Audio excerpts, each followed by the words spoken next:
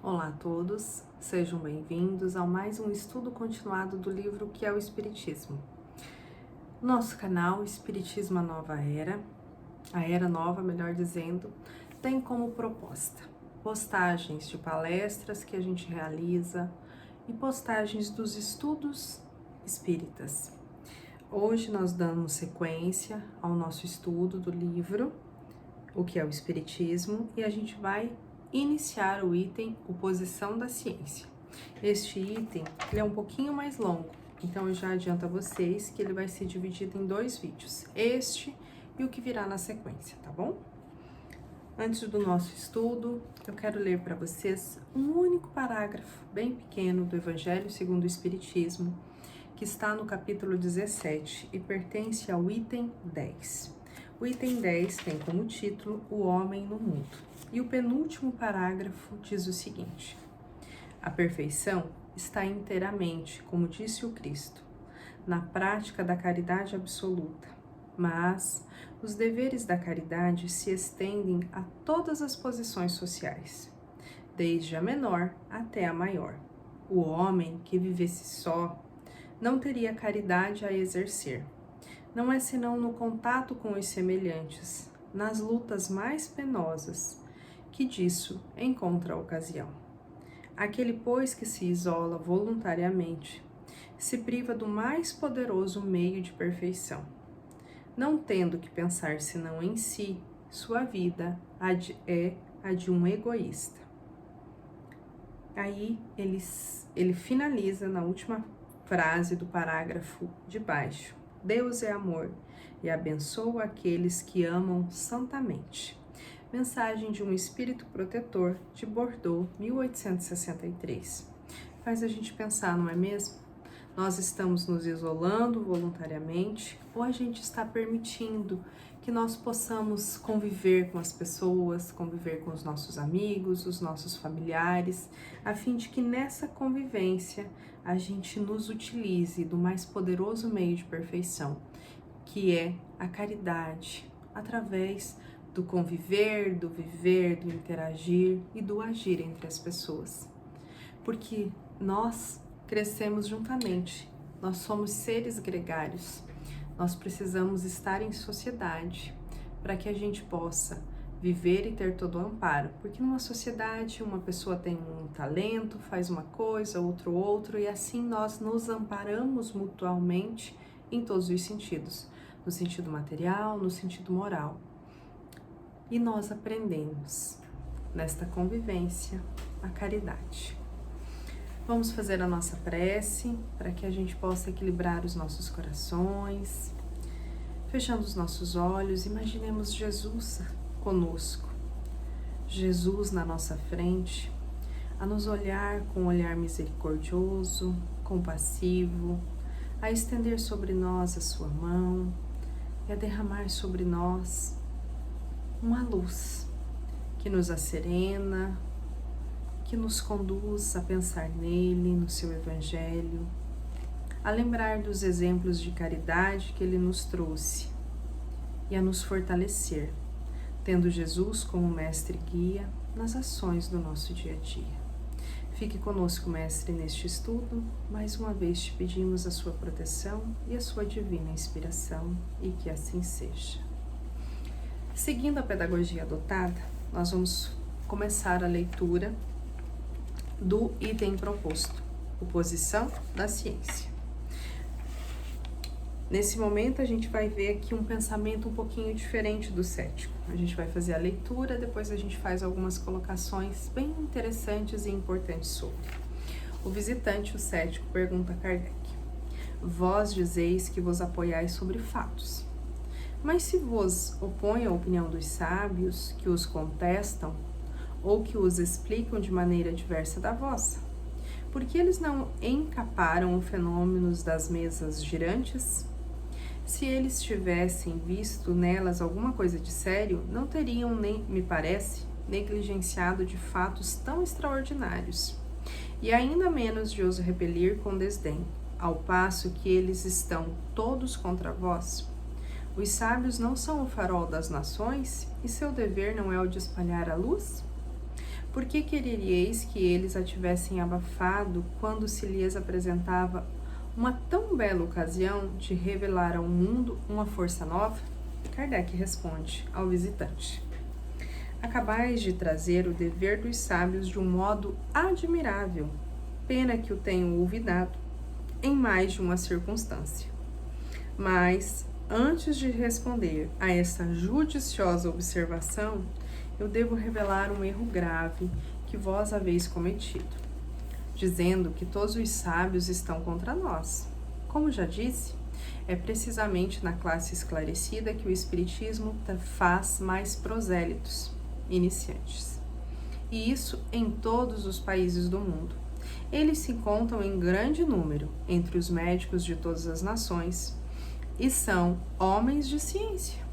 Os magistrados, os professores, os artistas, os homens de letra, os oficiais, os altos funcionários, os grandes dignatários, os eclesiásticos, etc., que se alinham sobre sua bandeira. Todos são pessoas às quais não se pode recusar uma certa dose de luz. Não há sábios senão nas ciências oficiais ou nos corpos constituídos? Do fato de o Espiritismo não ter ainda direito de cidadania na ciência oficial é motivo para condená-lo? Se a ciência não tivesse jamais se enganado, aqui sua opinião poderia pesar na balança. Infelizmente, a experiência prova o contrário. Não foram rejeitadas como quimeras uma multidão de descobertas que mais tarde ilustraram a memória de seus autores? Não foi a um relatório de nosso primeiro corpo de sábios que deve a França ter sido privada da iniciativa do vapor? Quando Fulton veio ao campo de Bolonha apresentar seu sistema a Napoleão I, que o recomendou ao exame imediato do Instituto, este não concluiu que esse sistema era um sonho impraticável e não tinha o tempo para com ele se ocupar? É preciso concluir que os membros dos institutos são ignorantes? Isto justifica os epítetos triviais e de mau gosto que certas pessoas se comprazem em lhes prodigalizar? Seguramente que não. Não há pessoa sensata que não renda justiça ao seu eminente saber, embora reconhecendo que eles não são infalíveis e que, assim, seu julgamento não é o de última instância, sobretudo em fatos de ideias novas. Aí Kardec termina essa resposta. Mas como eu vou dividir em 2 vezes, e ele divide em 4 questões esta parte, nós vamos ler 2 questões, comentar, encerrar o vídeo e depois retomar no mesma pedagogia, tá? Então, eu vou dar sequência na leitura dessa outra questão que a gente vai conversar hoje, tá bom, pessoal? A próxima questão é a seguinte: eu admito perfeitamente que eles não são infalíveis, mas não é menos verdadeiro que, em razão do seu saber, sua opinião tem algum valor e se os tivesseis convosco, isso daria um grande peso ao vosso sistema?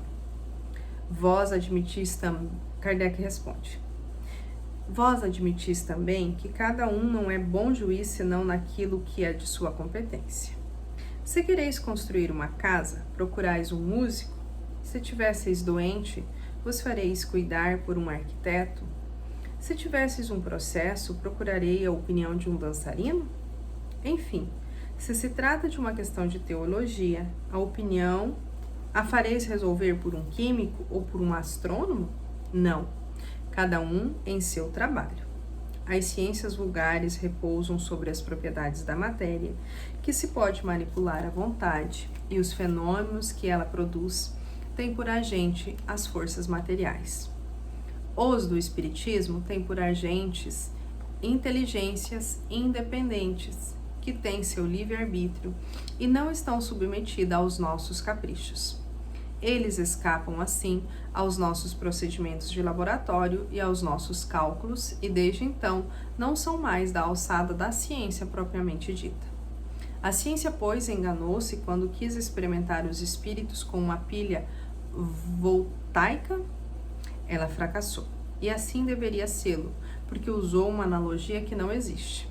Depois, sem ir mais longe, ela concluiu pela negativa.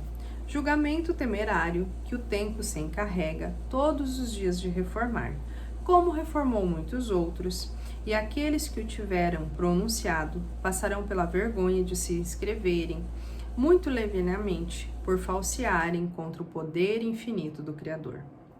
As corporações científicas não têm e não terão jamais que se pronunciar sobre a questão. Ela não é mais da sua alçada que há de decretar se Deus existe ou não. Portanto, é um erro fazer delas juízes. O Espiritismo é uma questão de crença pessoal, que não pode depender do voto de uma assembleia, porque esse voto, mesmo favorável, não pode forçar as convicções. Quando a opinião pública estiver formada a este respeito, os sábios, como indivíduos, a aceitarão e suportarão a força das coisas. Deixai passar uma geração e com ela os preconceitos do amor próprio em que se obstina, e vereis que ocorrerá com o Espiritismo como ocorreu com tantas outras verdades antes combatidas, e que agora seria ridícula pô-las em dúvidas. Hoje são os crentes que se chamam de loucos, amanhã serão todos os que não creiam. Da mesma forma como se chamou de loucos outrora aqueles que criam que a terra girava. Mas todos os sábios não julgaram da mesma forma, e por sábios eu entendo os homens de estudo e de ciência, com ou sem título oficial.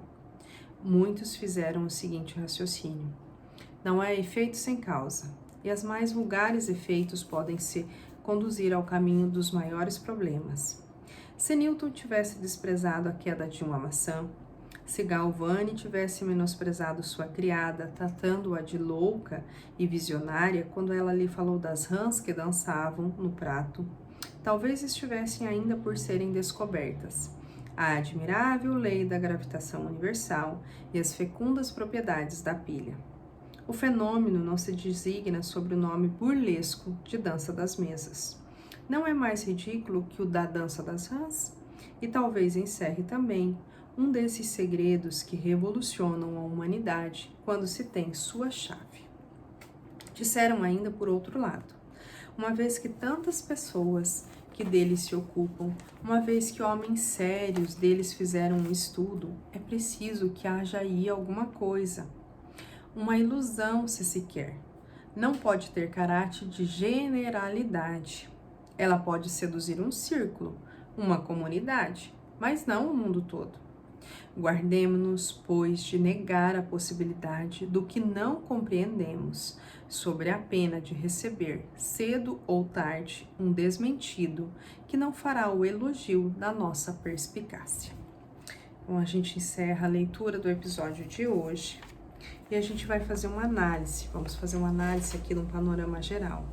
A gente vai ver que começa nesse item uma libertação psíquica, diria assim, uma abertura do cético.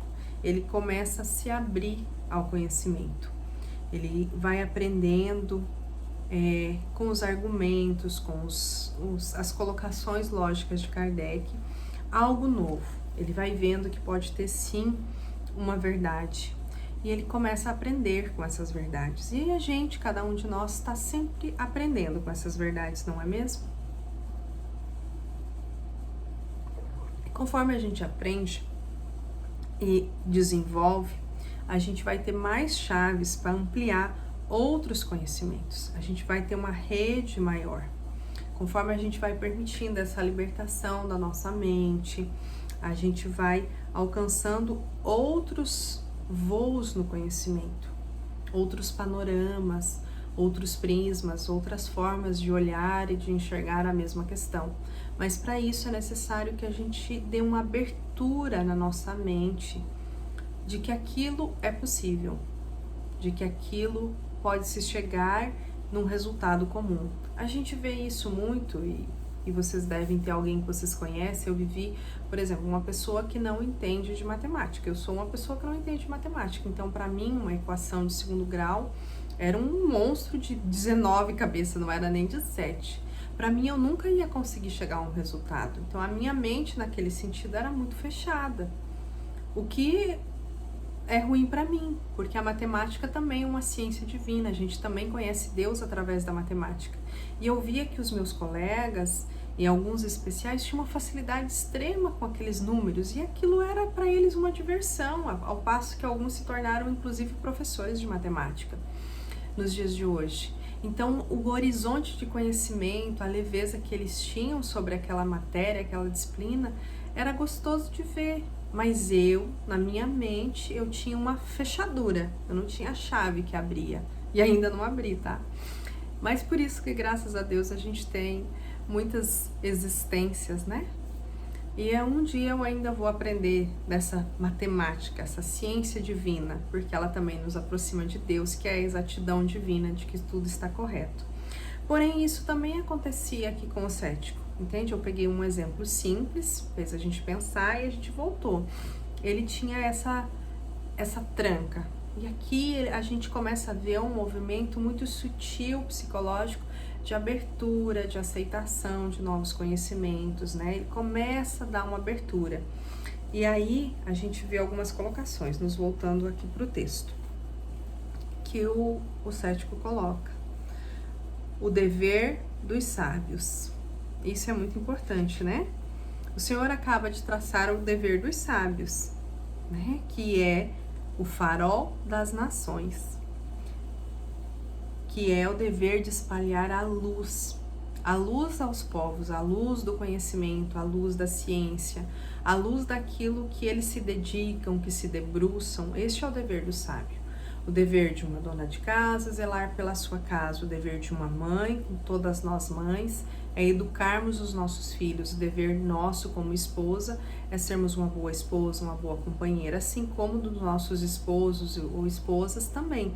Todos nós temos dever para conosco, para com o outro e para com a vida. E o dever da pessoa que é sábio, que detém a sabedoria de algo, é espalhar isso, é fazer com que mais pessoas tenham esse conhecimento e que se beneficiem dele, para que possa a vida tomando novos rumos, dando nova abertura, e mais uma vez a gente cai no ponto do progresso, né? Porque nós precisamos progredir como pessoas, como indivíduos, como humanidade.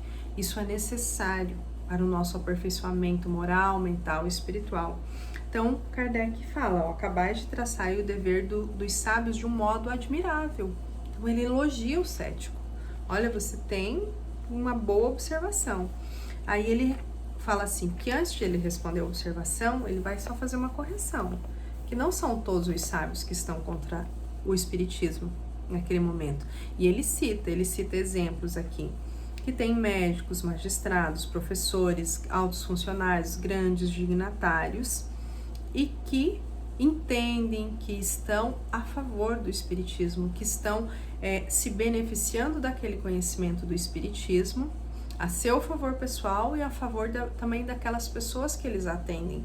Porque quando um médico consegue ter essa visão que o ser humano é um ser humano holístico, que ele é além do corpo, ele vai tratar muito melhor o seu paciente. Quando um professor ele tem a visão que talvez aquela agressão daquele aluno não está só no neurológico, no cognitivo, que pode ter uma outra influência, começar pela influência do próprio espírito da criança, o ensino, a amorosidade, a afetividade vai ir além da sua função de professor. Veja como isso impacta a nossa vida em sociedade, as nossas relações profissionais e afetivas. Por isso que o espiritismo é um conhecimento de ordem prática, é um conhecimento que sai aqui do nosso grupo de estudo, que sai de nós mesmos, a gente aplica ele. Então, primeiro Kardec faz essa correção do cético, de que não são todos os sábios que estão contra, que existem sim muitos sábios a favor e que se utilizam disso. Aí ele cita exemplos, né? Que quantos sábios, né? Quantas pessoas, ele faz um paralelo, na verdade, né? Foram repudiadas no início da sua ciência. Aí ele cita aqui o exemplo que Napoleão repudiou, deixa eu só pegar um nome aqui bem certinho para vocês, Fulton, né? E assim por diante, que outras pessoas tiveram esse repúdio, que no início a ciência que eles trouxeram foi vista como impraticável. Essa palavra que Kardec usa. Porém, que se eles tivessem sido escutados, entendidos, aí ele cita, a própria França poderia ser muito beneficiada com o vapor, assim como outras coisas. Então, ideias novas têm sim um julgamento, né? Deixa eu só ver como que ele encerra aqui a primeira questão, tá? Para que a gente coloque aqui, ó. Seu julgamento não é de última instância, sobretudo em fatos de ideias novas. Então, ele faz essa observação, que está julgando ideias novas, que ele analise as ideias novas antes de julgar, que ele não pegue uma coisa muito boa e deixe de lado, sem utilidade, mas sim que ele faça essa análise para julgar. E aí o cético prossegue, né, na análise de opinião dele. Eu admito perfeitamente que elas não são infalíveis. Tipo, as ideias novas não são infalíveis, que elas podem ter convicções, mas não é menos verdadeira que, em razão do seu saber, sua opinião tem algum valor. Se os tivessem convosco, dariam um golpe de grande peso ao vosso sistema. O que o cético quis dizer? Que se todos os sábios tivessem, faria a doutrina espírita ter um peso maior, uma visão maior, né? Aí ele fala o seguinte, que quando a gente quer fazer uma análise, ó, vós admitis também que cada um não é bom juiz, senão naquilo que é de sua competência. Que tem, sim, sábios que estão em conjunto com Kardec, que entendem o espiritismo, que utilizam de forma prática a benefício deles e de quem eles podem tocar, mas Kardec fala assim, que cada um dentro da sua competência, que cada um em seu trabalho. Aí ele faz algumas comparações justas, né? Que se ele quer tratar de uma questão de teologia, que é uma questão de religião, ele não irá procurar um químico que entende de formulações, ou um astrônomo que entende de estrelas, mas sim que ele procurará um teólogo, alguém que tem uma formação, que entende dos textos bíblicos e assim por diante, que vai dar uma resposta dentro disso, tá ok? A gente vai correndo o olho aqui e vendo os principais aspectos da questão que nós podemos tratar aqui no nosso comentário, tá? Aí ele coloca mais uma vez que o tempo se encarrega todos os dias de reformar, que já reformou muitos conceitos e que é melhor não se escrever, porque se o tempo provar o contrário, não vai ficar bem para quem se inscrever naquela opinião naquele momento, né? Olha aqui. O espiritismo é uma questão de crença. Isso aqui é muito importante. O espiritismo é uma questão de crença pessoal e não pode depender do voto de uma assembleia. Porque mesmo que essa assembleia seja favorável, não pode forçar as convicções. Mais uma vez, Kardec deixa livre isso, né? Deixa claro de que é uma questão de crença pessoal e de que ninguém vai obrigar a forçar convicções, que depende de cada um aceitar, querer ou não. Aí ele fala que hoje muitos crentes eram chamados de loucos, mas que hoje se vê que foi provado. Aí ele cita aqui o exemplo de quantas pessoas foram chamadas de louca por suporem que a Terra era redonda e que girava. E que hoje a ciência prova de forma natural, e isso a gente vê de uma forma muito simples para nós, né, nos dias de hoje e também para os dias de Kardec, de que não, que realmente a Terra é redonda, que ela gravita, que ela gira em torno dela mesma. E ele comenta que todos os sábios não julgaram da mesma forma. Por sábios, Kardec entende os homens de estudo e de ciência, com ou sem título oficial. Por quê? Porque se é sábio, ele vai impactar, seja com título de filósofos, de sábios, de químico, não importa a área, ou sem o título. Aí ele faz um raciocínio aqui, né? Ele cita Newton, que se não tivesse levado em consideração a queda da maçã, cita Galvani, cita Hans, que se eles não tivessem prestado atenção naquilo naquele momento, eles não teriam descoberto a questão das pilhas e nem da lei da gravidade. E nós estaríamos ainda acomodados. Então, que aquele conhecimento surgiu, que tiveram fatos que levaram a eles a desconfiar, a estudar, a ir atrás, a ver sobre e que provaram. E que hoje nós temos o benefício disso. E que muitas pessoas que hoje não acreditam no espiritismo quando elas forem atrás, que quando elas virem, quando elas estudarem, vai chegar ao ponto de que se elas tiverem uma abertura psíquica para esse conhecimento, conseguirem ter um entendimento, elas poderão seguir ou não a benefício próprio de outrem, né? E Kardec vai finalizando aqui a segunda questão. Assim, guardemos-nos, pois, de negar a possibilidade do que não compreendemos, sobre pena de receber, cedo ou tarde, um desmentido, que não fará o elogio da nossa perspicácia. Ou seja, se eu não compreendo, que eu não negue, que vai ficar melhor para mim, para que mais tarde eu não possa ter um desmentido, eu vir a ser desmentido naquilo que eu expressava como opinião, visto que talvez eu negue algo que vai ser provado como verdade. Em outras palavras, é isso que Kardec coloca, né? E ele vai usando argumentos, palavras por palavras para o cético, ele vai pacientemente, ele vai construindo isso no coração do cético, né? Ele vai seguindo a lei de que a natureza não dá saltos. Então ele também vai respeitando a opinião, as colocações, né, de forma natural, de forma tranquila, né? Ele vai desenvolvendo esse diálogo de forma muito respeitosa, de forma tranquila com o cético e vai aconselhando, né? Vai fazendo as colocações pertinentes, as mais necessárias dentro das dúvidas e da abertura que Kardec vai vendo, vai sentindo, vai percebendo nele. E assim, hoje nós encerramos o comentário das duas questões primeiras sobre, vamos recapitular o título, oposição da ciência. Então a gente vai fazer a finalização deste primeiro vídeo e vamos deixar gravado num outro vídeo a continuidade das outras duas questões, para que a gente não se alongue muito, porque a proposta é bem essa, que a gente vai caminhando sem pressa, mas sem pausa, porque assim a gente tem uma qualidade melhor. Eu acho que a gente escutando menos, a gente vai absorver mais, porque a gente vai dar um tempo de raciocínio, um tempo de assimilação, de a gente pegar esse conteúdo, de germinar aqui na nossa mente, de fazer uma análise, nós conosco mesmo, de buscar outras fontes, outros conhecimentos, para que a gente possa ir construindo isso aos pouquinhos, né?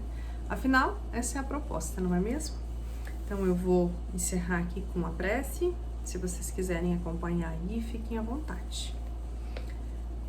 Espiritualidade amiga que nos conduz neste trabalho, agradecemos a sua inspiração, a sua companhia e pedimos que continue conosco na sequência deste vídeo, na sequência deste raciocínio.